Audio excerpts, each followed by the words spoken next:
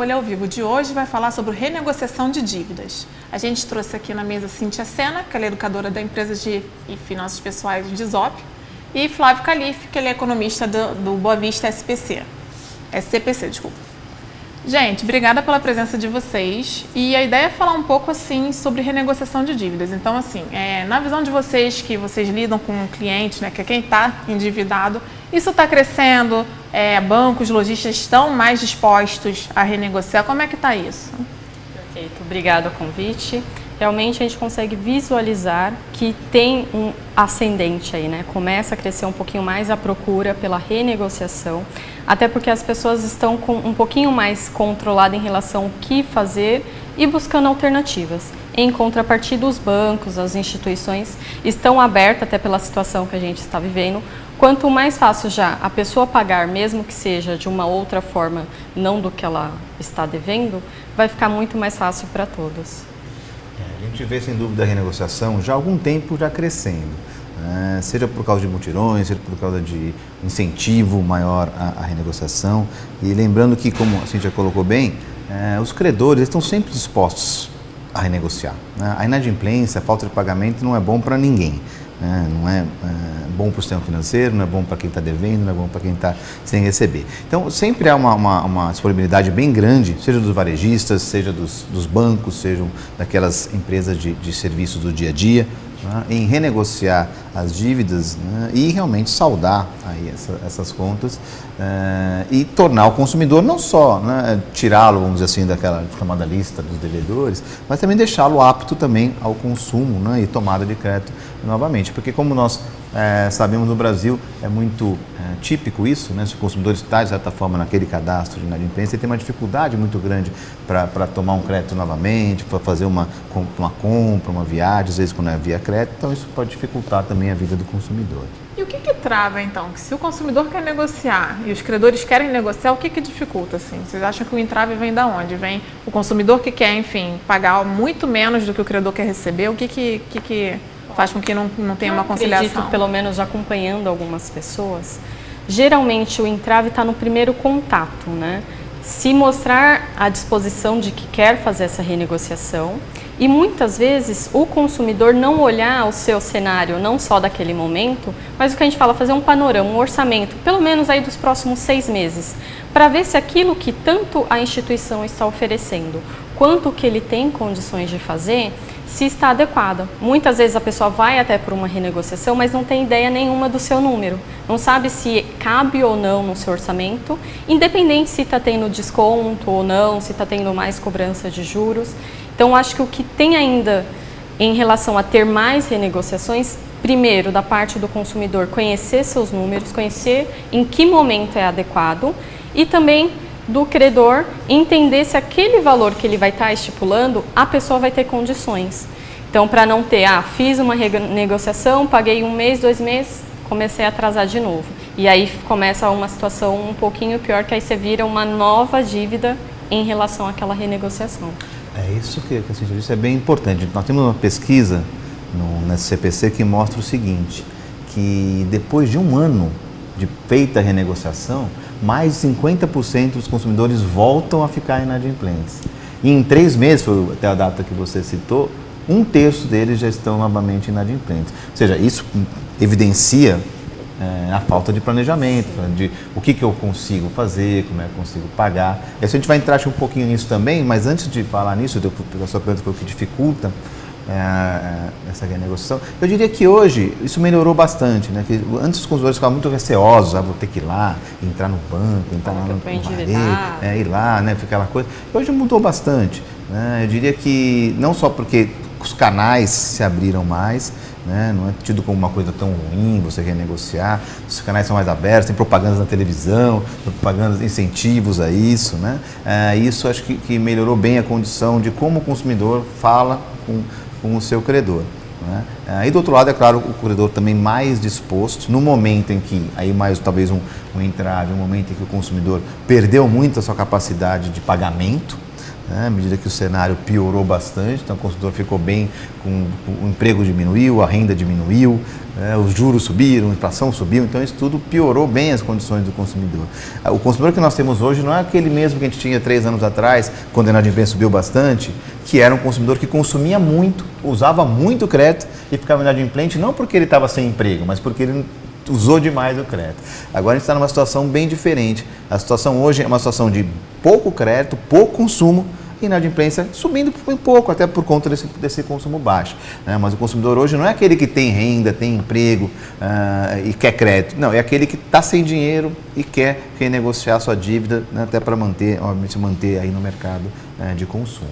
Mas esse que daqui a um ano metade deles vai ficar inadimplente, até esse entra nesse cenário. Porque aí um pouco do que a Cíntia tinha falado, né? Que o cara não sabe como é que é o orçamento dele, então ele vai, quitou, aí vai e faz novas dívidas, é isso? Isso é histórico, isso não muda muito, independe do momento, né? Aí eu concordo bem com a Cíntia, tem uma falta de planejamento, uma falta de, às vezes o consumidor, né, no anseio de resolver o problema, e não faz muito bem feita a sua renegociação, que a gente vai entrar nesse assunto ainda, né? Isso acaba comprometendo o seu orçamento futuro e ele acaba se enrolando de novo. Ele quer só se livrar, né, daquela dívida, assim, vou pagar, vou tirar meu nome, mas voltar novamente, é ruim para o consumidor isso, porque esse movimento de entrar e sair do cadastro é ruim para o seu histórico de pagamentos, é ruim para o seu histórico financeiro. Então tem que tomar bastante cuidado com isso. Com certeza. Então aí a pessoa que faz isso, né, ela entra, começa a acertar, se endivida novamente. Ela volta de novo para a lista de inadimplentes. Então o que a gente fala? Tem que entender. O que acontece, a gente fala que essa questão financeira é muito mais emocional do que racional. Até porque se fosse racional, as pessoas analisariam antes de fazer qualquer dívida, se podem ou não pagar. E quando ela está endividada, parece que o emocional dela fica mais abalado. Então, às vezes, por receber ligações, por receber cobrança, ela fala, quero renegociar, quero acertar para ver se eu tiro isso.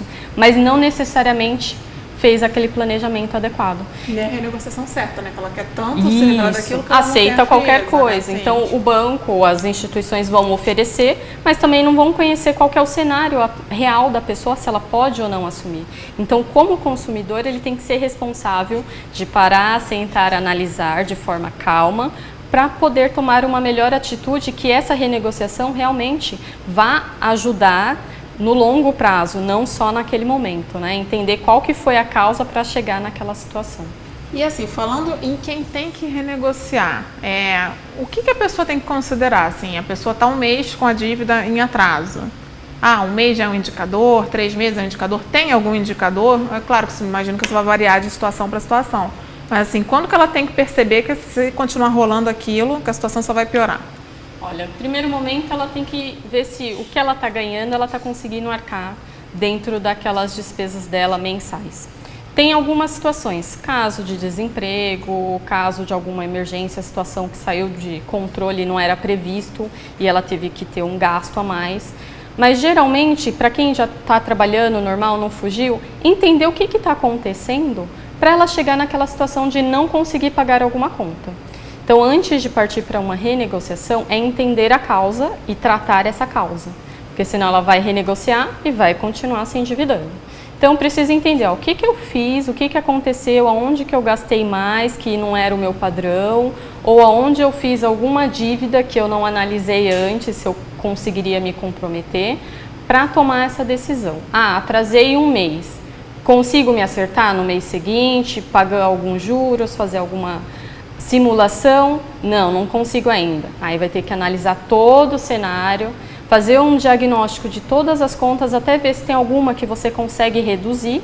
Então, se tem contas fixas ou gastos variáveis. Então, começar a fazer uma renegociação dessas contas que não estão em atraso, para você ter uma redução desses valores e usar essa reserva para se acertar.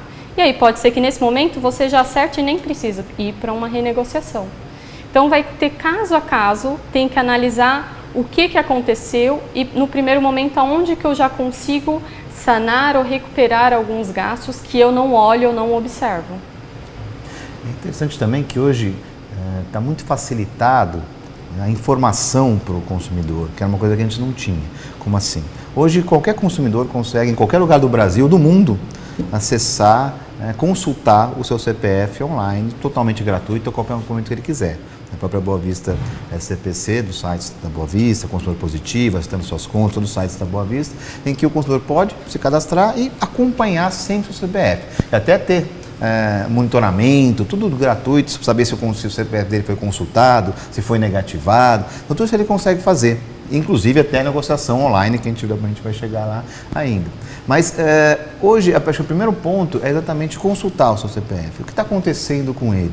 Ele tem algum tipo de pendência, ali eu vou conseguir identificar também qual é o meu credor, é um credor só, porque às vezes a pessoa esqueceu de pagar uma conta, ali eu consigo identificar se há qualquer tipo de pendência financeira, vai aparecer ali para ele quais são os seus credores. Uma coisa importante que a gente tem que levantar sempre é o consumidor hoje, além da facilidade dele identificar a sua conta, ele não precisa de nenhum intermediário financeiro. Isso é muito importante, porque a chance dele cair um golpe é muito grande. Intermediários são aquelas empresas que prometem, vou tirar eu limpo seu nome se você me pagar tanto. Exato, e tal, não existe, não tem como limpar o nome sem o pagamento da dívida, não existe isso, né? Então, cuidado muito, e vai ter algum custo, né? E não há nenhuma necessidade de ter esse custo. O consumidor pode negociar diretamente com o credor. Então, quando ele acessa ali o site, né, direto da Boa Vista, CPC, você não cobra nada para fazer isso, tudo gratuito. Ela só coloca, né, consumidores e empresas ali para negociar. Ela vai ter acesso direto ao credor, em alguns casos vai ter a própria renegociação online, né? Se ele estiver participando ali do programa, ele vai poder fazer online isso, né? Ou seja, isso está evoluindo também, essa questão da renegociação, porque antes era uma coisa mais estática, era assim, como é que funcionava quando começou a negociação online? Você está devendo tanto para este banco, aí aparecia lá um boleto, pague aqui. Né? Então, pague aqui em 2 vezes. Agora já não, agora já há dá para conversar, dá para ele saber quais são propostas, uma empresa manda a proposta, ele manda de volta. É realmente uma negociação, né, que acontece online, que está evoluindo, né, rapidamente, né, que a Boa Vista já faz isso. E isso tem trazido essas vantagens, da facilidade de informação para o consumidor, que não tinha essa informação. Antes ele tinha que ir lá no balcão da CPC, lá na Boa Vista 51, aqui próximo, ir lá para olhar se tinha uma pendência ou não. Agora não, agora ele pode da casa dele, do celular dele, se acessar, ver se tem alguma coisa, monitorar isso totalmente gratuito e até renegociar isso online. Agora, isso se facilitou bastante.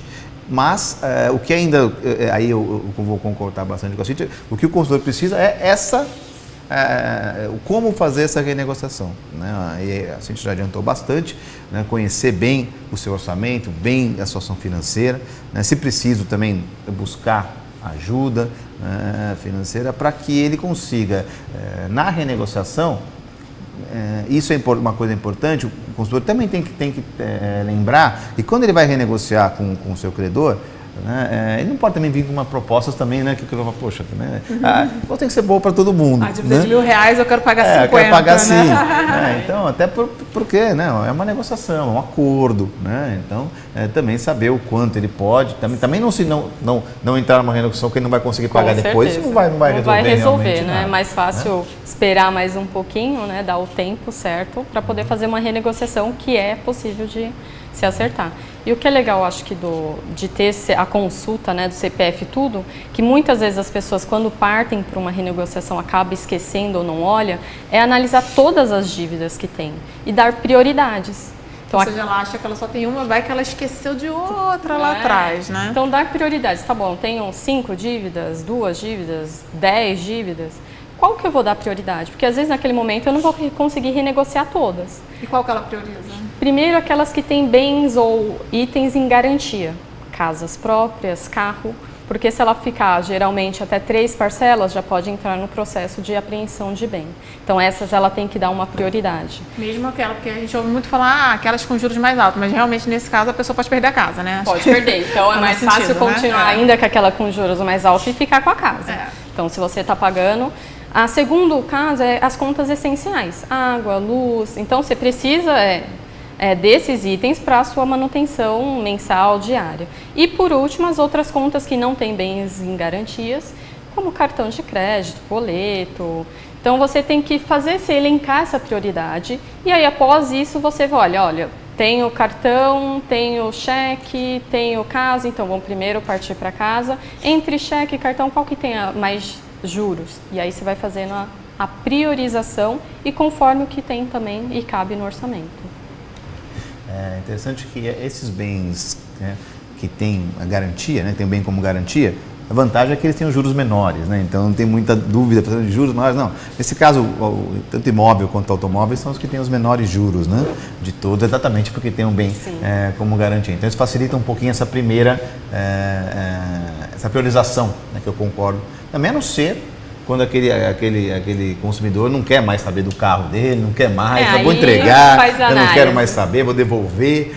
Isso pode acontecer também, a pessoa não quer mais pagar, não quer mais ficar. Só tem que ter cuidado, né, quando devolve, se você devolve, o carro já não vale mais quanto que era a dívida e você continua com a dívida e sem o carro.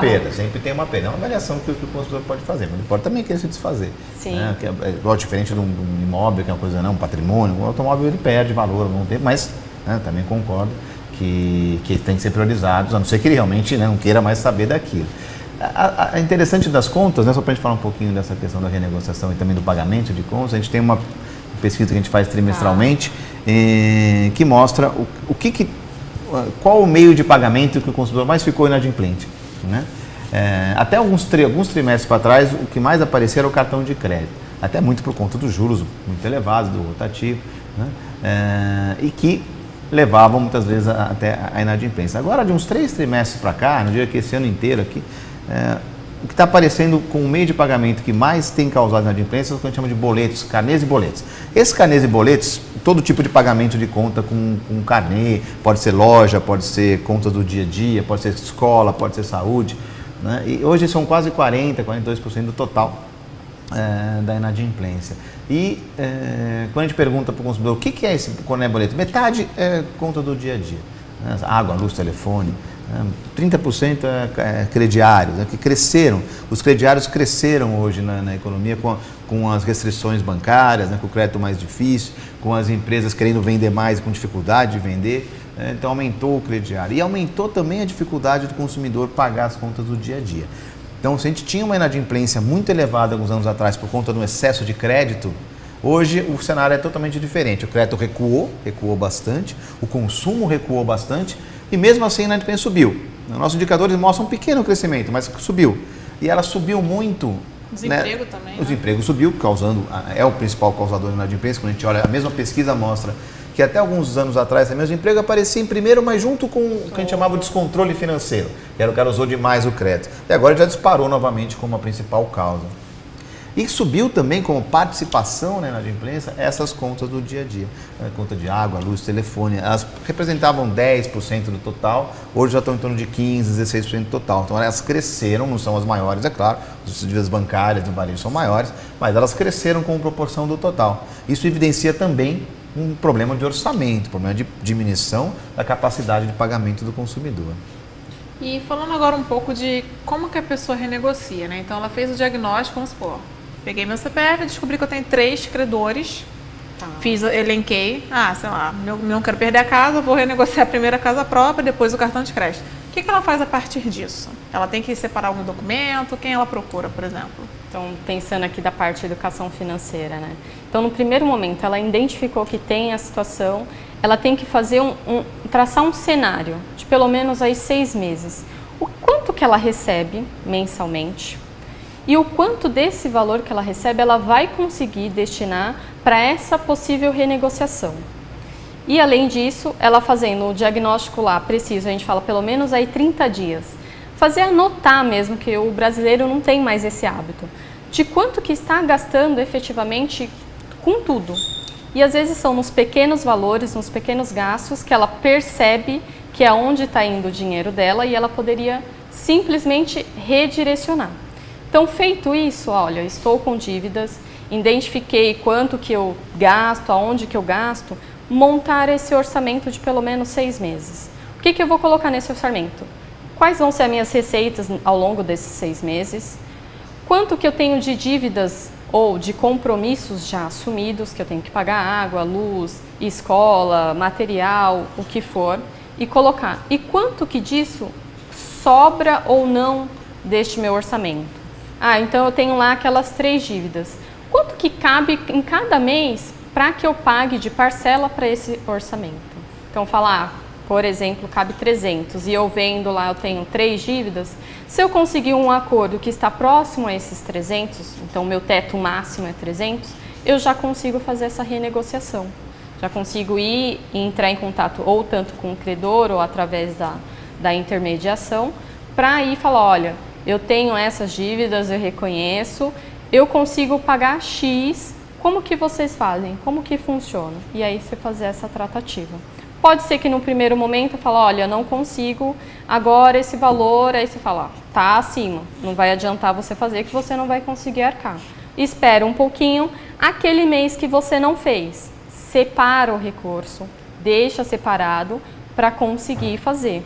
Pode ainda acontecer, olha, por mês eu não vou conseguir que eu consiga um valor menor do que está previsto. Soma, vai poupando, reserva, não usa, retém. E aí você pode ser que em 6 meses você já tenha o valor para ir quitar aquela dívida. E aí você consegue renegociar, falar, olha, eu tenho X valor, cabe no orçamento, dá para o credor aceitar? E aí pode ser que você também consiga entrar nesse acordo. Do ponto de vista do processo, né, de documentos, é muito simples.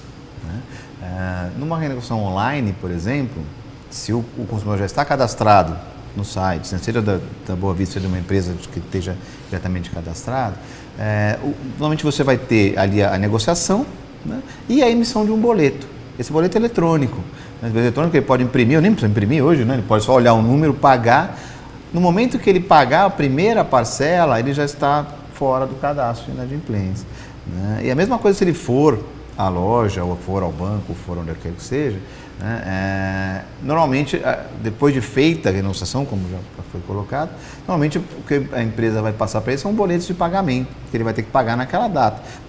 Se for pago primeiro já que seja, esse já é suficiente, né? E a regra, já é a lei, né? Para você retirar, até 5 dias a empresa tem que retirar o nome do consumidor do cadastro. Então ele é muito simples. Na renegociação online, por exemplo, que cada vez aumenta mais, né, como o número de empresas vai aumentando, então o consumidor consegue, estando cadastrado, né, depois de olhar tudo que se ele quiser de consultar o CPF, monitorar e renegociar, e as empresas que vão estar ali à disposição, elas vão dar possibilidade de pagamento. Às vezes pode ser à vista, pode ser várias parcelas, normalmente são boletos que vão ser emitidos. E esses boletos, ao serem emitidos e ao serem pagos, né, não precisa nem sair de casa, ele pode ir lá emitir o boleto eletrônico, pagar já na internet, se ele tiver todo esse acesso.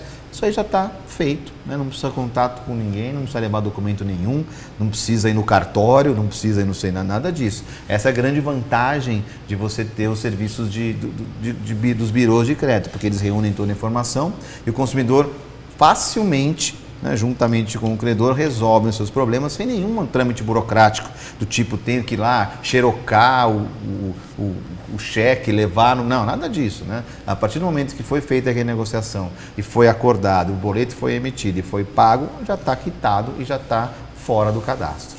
E a própria Boa Vista, ela tem 2 formas, né, de renegociação. Ela tem os mutirões presenciais, né? Enfim, até o final do ano, imagino que vai ter mais um antes do Natal. E o online, a pessoa teoricamente pode renegociar o ano inteiro, né? Mas vocês fazem também mutirão online, né? Onde que é mais fácil a pessoa conseguir barganhar mais? Olha, em termos de barganha, eu diria que quando você está, obviamente, no físico, né? Que a pessoa vai lá e conversa, às vezes ela tem mais tempo para ficar lá, para conversar mais, falar com as pessoas, às vezes tem um número de empresas que conseguem. O que é o mutirão? Né? O mutirão a gente tem em 2010, ele começou com a Associação Comercial de São Paulo, depois a Boa Vista assumiu, né? Depois que a Boa Vista assumiu o SCPC, ela foi o primeiro a fazer essa negociação, tanto a física como também online, como a consulta de débito, todas as pioneiras da Boa Vista, do SCPC. Que no físico a vantagem é que você vai lá, às vezes tem um número grande de empresas, às vezes você tem mais tempo para conversar, para falar com as pessoas. Agora, isso não quer dizer que eu não consiga no online também fazer isso. É que às vezes no físico tem um número maior de empresas, às vezes estão ali, né, mais disponíveis, mas em termos de conseguir melhores renegociações, ou seja, diminuir mais os juros, aumentar mais os prazos. Eu diria que isso depende muito da política de crédito de cada empresa. Então é muito difícil dizer onde é melhor. Às vezes você pode ter uma empresa que é melhor você renegociar no físico e o outro é melhor no online. A mesma própria empresa é melhor no online. Então isso vai depender muito da política de crédito de cada um. Não se garante, quando a gente tem esses sites com um grande número de empresas, não se garante uma coisa única para todas. Cada uma, inclusive quando você faz a renegociação, tem a sua política. A renegociação online, o que acontece? Na verdade, nós somos só intermediários, porque na verdade o consumidor ele vai conversar com a empresa. A gente vai redirecioná-lo, na verdade, para um site da empresa de renegociação que vai trazer de volta. Então, a renegociação toda não é feita pelo SCPC, ela é feita pela empresa que está contatada ali. Então, e depende da política dela. E cada uma pode ser políticas de extensão de prazo, de redução de juros. É claro que, normalmente, o que se consegue numa renegociação é você diminuir juros, às vezes até terminar com juros e melhorar prazo. Isso é o normal.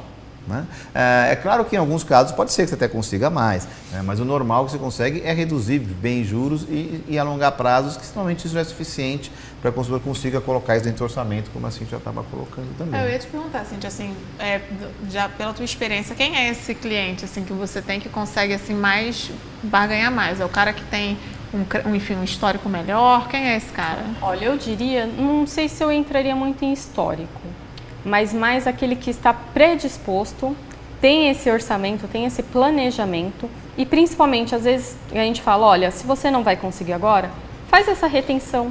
E às vezes ele vai lá, olha, já tenho o dinheiro, às vezes, sei lá, ele devia 1.300, a parcela hoje, sei lá, está 1.800, conseguiu 1.400, conseguiu fazer alguma redução.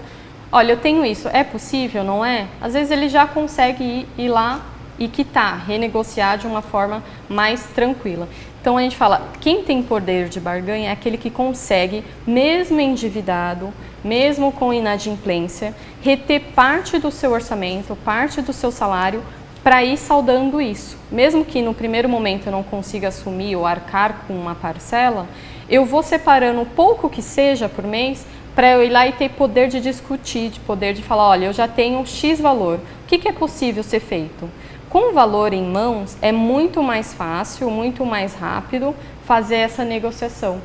Então, é se preparar para esse momento. Então, geralmente tem no começo de ano e no segundo do ano tem esses mutirões. Se preparar tanto financeiramente quanto ao que é possível ou não dentro desse orçamento. E aí essa barganha vai ficar um pouco mais fácil.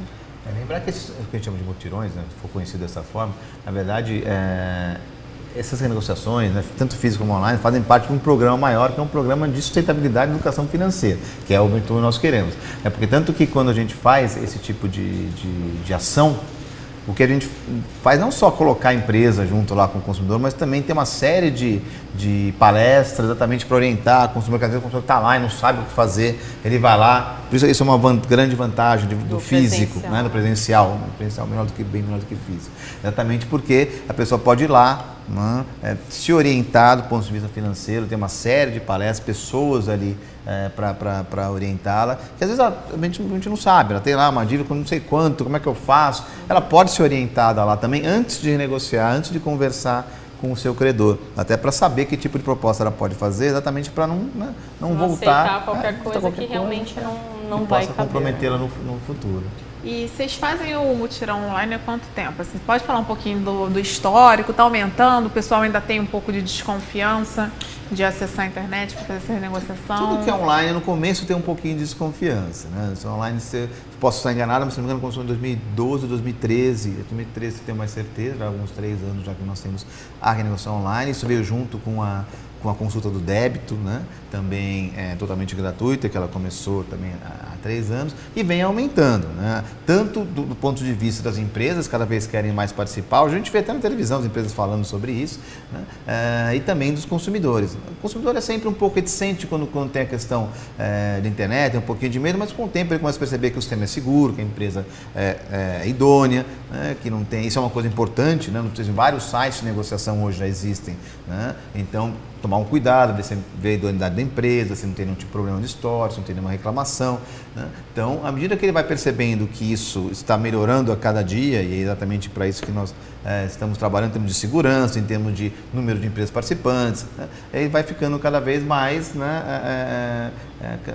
acreditando cada vez mais e participando mais. A gente está vendo, sem dúvida, um aumento, né, quando a gente olha o número de CPFs que existiam, cada vez mais um número maior de CPFs que estão cadastrados na nossa base de dados, exatamente por conta da consulta de débito. Né? Porque uma coisa nós temos lá a Boa Vista, o SCPC tem a base de CPFs do Brasil inteiro, né? Mas esses que estão ali com consulta, aquele que o consumidor vai espontaneamente, né, e se cadastra para participar, né, e receber todas as informações, é uma coisa nova, né, porque aí está começando e cresce exponencialmente na medida que o consumidor percebe que aquilo ali é algo seguro e que é benéfico para ele, né, porque a gente tem uma coisa que às vezes não é muito boa, né, no Brasil, que o receio, né, que as informações são vendidas, né, que às vezes as pessoas acham que essas empresas que têm as informações que vendem são coisas que, né, são fraudes que não fazem parte, sem dúvida, da vida das empresas, do SCPC, claro, mas tem sempre o receio, né, de dar suas informações, né, de passar as informações para os credores. Isso é um caso típico, que é o próprio cadastro positivo, que foi discutido e tem uma resistência até dos próprios órgãos de proteção do consumidor, dizendo que aquilo você vai entregar suas informações e que não é nada disso. Na verdade, é um benefício para o consumidor. Então, quando o consumidor percebe isso como um benefício, né, ele participa e ele quer participar mais, ele quer ter as suas informações, facilita as suas informações, ele percebe que não tem nenhum risco. Pelo contrário, se ele tem um radar pessoal, que é um produto, um serviço e produto também que temos na Boa Vista, ele recebe, sempre que o CPF dele for consultado, ele fica, estão consultando o CPF, lá no Ceará, estão com coisa de errado. Isso previne de fraudes. Se o nome dele é negativado por alguma ação, ele fala, fui negativado. Ele pode falar, você mesmo esqueceu, então isso aqui não sou eu. Ele teve que tomar algum tipo de... Então tudo isso facilita muito, uma coisa que ele não saberia nunca. Um dia que chegaria uma carta na casa dele, do nada, hoje ele pode receber no celular lá um SMS. Fica mais difícil. De repente aparece uma dívida lá de 6 meses, eu nunca ouvi falar nisso aqui. Hoje não, ele pode monitorar o seu CPF gratuitamente, receber essas informações, né, sem nenhum esforço e no seu celular. Então, isso traz uma segurança maior, uma credibilidade maior, né, para o serviço, para a empresa, que faz com que o consumidor cada vez use mais. E, gente, só para fechar, a gente está se aproximando do final, enfim, a pessoa renegociou, tá lindo, maravilhoso, finanças azuis. O que ela faz para não cair de novo na inadimplência? O que vocês consideram que é a base, assim, de uma mudança, né, de cabeça, para que ela, no futuro, ela não se veja na mesma situação? Olha, que eu sempre alerto, né, as pessoas, principalmente, vai renegociar ou tá em dívida, é entender o que aconteceu. Porque muitas vezes você não sabe por que se endividou. Qual que foi a situação que fez com que você chegasse naquele momento? Então, entender o que levou. Me endividei no cartão, mas o que você gastou no cartão para chegar nesse endividamento? Me endividei e não consegui pagar a parcela da minha casa, do carro. Aonde que você está tendo gastos que está fugindo do seu controle, que está culminando nesse endividamento? E aí, nesse momento tá bom, eu tenho que ter noção e controle de tudo que eu gasto, daquilo que eu recebo. Eu tenho que ter um planejamento, um orçamento do que eu quero fazer e começar a ter o domínio do que é o meu dinheiro. Então, muitas vezes as pessoas, até pelo desconhecido, como essa ferramenta de você conhecer o que está acontecendo com o seu CPF, você ter domínio e conhecimento daquilo que você recebe e daquilo que você gasta. A partir do momento que você elenca e define prioridades do que você vai fazer com o seu recurso financeiro, é possível sim você já, de antemão, tanto fazer uma previsão do que vai fazer de gastos para frente e não se endividar mais, e sempre observar se em algum mês, em algum momento, vai fugir um pouquinho do seu orçamento e você, faço, não faço, não, agora não dá, eu vou postergar. E aí você nunca mais entra numa situação de endividamento, inadimplência no caso, você até pode ter parcelas, dívidas, mas sob controle. Como a gente gosta de dizer, nós sempre pegamos o consumidor positivo. Né? Quem é o consumidor positivo? É aquele que conhece, né, a sua situação financeira, ele é protagonista da sua vida financeira, né? Ele sabe o que está acontecendo com o CPF dele, ele sabe qual a sua capacidade de se endividar, né? Ele sabe o quanto ele pode mudar o seu orçamento. E isso acho que passa por tudo que a gente estava colocando, que começa lá no orçamento doméstico, né? Então, que é o principal instrumento de planejamento. E isso é algo que nossas pesquisas mostram que mais da metade das pessoas não fazem. Né? Então, acho que isso é uma coisa que ela é primordial, inicial, e onde tudo tem que começar. Né? Seja desde o anotar no papel, mas principalmente, se puder, claro, com uma planilha, né? Que de acompanhamento, e principalmente depois de feito o planejamento, como a Cíntia já colocou, executá-lo. E às vezes a pessoa faz bonitinho, faz o orçamento, tá aqui, mas na hora de executar, deixa lá. Não vai ser esse cafezinho, não vai ser, não vai ser isso aqui. Não vai ser essa, não vai ser isso aqui. Então, a execução daquilo que foi planejado é muito importante. Né? Então, muitas vezes, quando você sai dessa execução, você se descontrola na execução, aí você pode voltar, né, a ficar endividado e no limite, realmente, a ficar inadimplente. Né? E aí, então, como é, né? Algo simples que muitas vezes, por ser tão simples, as pessoas acabam não fazendo. Né? Não é nada de outro mundo, então tanto quem tem conhecimento em Excel ou quem quiser no próprio caderno, é simples, básico, é só colocar em prática. E aí as pessoas vão conseguir perceber que elas podem fazer muito mais com aquele recurso que ela recebe do que às vezes ela nem imaginava, só pelo simples fato de ter o controle do que eu posso e quando que eu posso fazer. Dá para fazer muito. Não, tá ótimo. Cíntia, Flávia, vocês têm mais uma consideração final, alguma coisa que vocês queiram destacar? Para destacar que eu observo, pelo menos as pessoas que eu atendo, eu faço um atendimento individual, é que as pessoas não têm sonhos ou não têm objetivos, ela acaba vivendo no automático. Vou fazer isso, vou fazer aquilo, sem planejar nem nada.